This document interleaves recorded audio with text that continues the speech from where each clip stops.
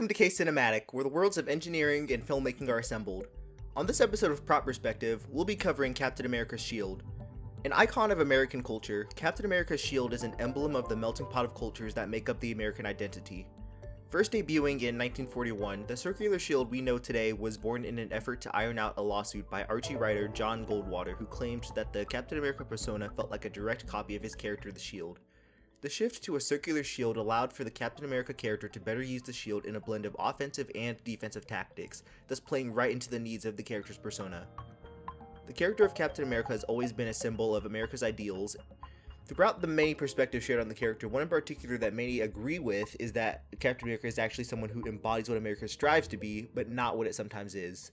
What makes Captain America such a patriotic role is how he acts as a vessel for the American dream.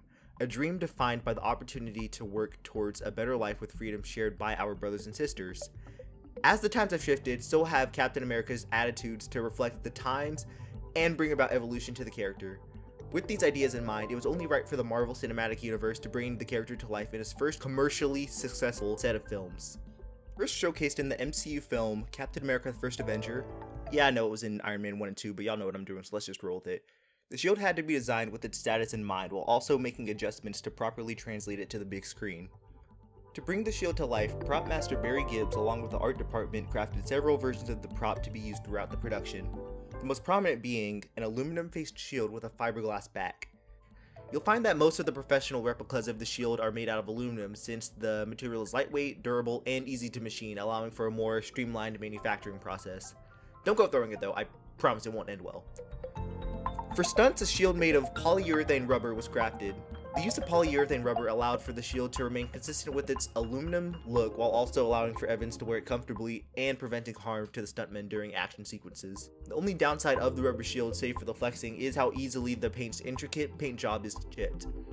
One can imagine throughout Captain America's career, the shield underwent numerous paint jobs caused by damage brought on by explosions, bullets, and probably more bullets. It's little in-universe headaches like this that can bring a prop to life, giving audiences more leniency to more supernatural aspects, such as the shield's ability to bounce. What makes the shield stand out in pop culture is its ability to ricochet off enemies and obstacles and return right to its thrower. This concept is brought to life both by Captain America's rapid ability to calculate the proper angles and the shield's ability to absorb kinetic energy due to its vibranium body. To properly bring to life the shield's ability to bounce, the filmmakers used a CG shield in its aerodynamic scenes. On set, Chris Evans would mimic throwing the rubber shield, keeping in mind the proper speed and angle to make the act more believable. The use of multiple versions of the shield has been the way that the MCU has brought it to life throughout most of its lifespan. The figure most familiar with the Captain America shield is probably veteran MCU prop master Russell Bobbit. Since the MCU's inception, Bobbit has worked in the art department bringing to life some of our favorite Marvel props.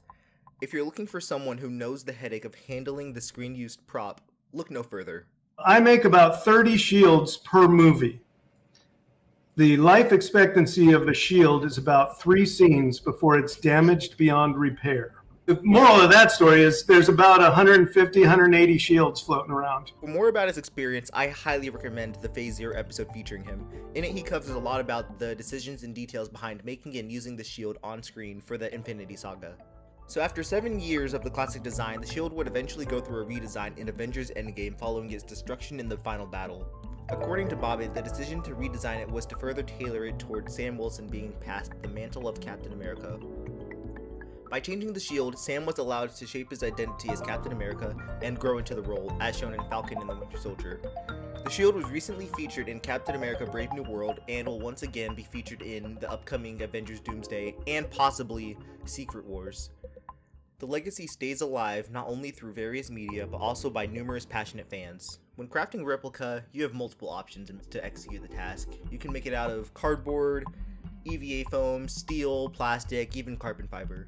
However you make it, the legacy of Captain America is kept alive by you and America's expression of freedom and opportunity. That's it for the prop perspective of the Captain America shield. I'm K Cinematic, and this has been the Prop Perspective.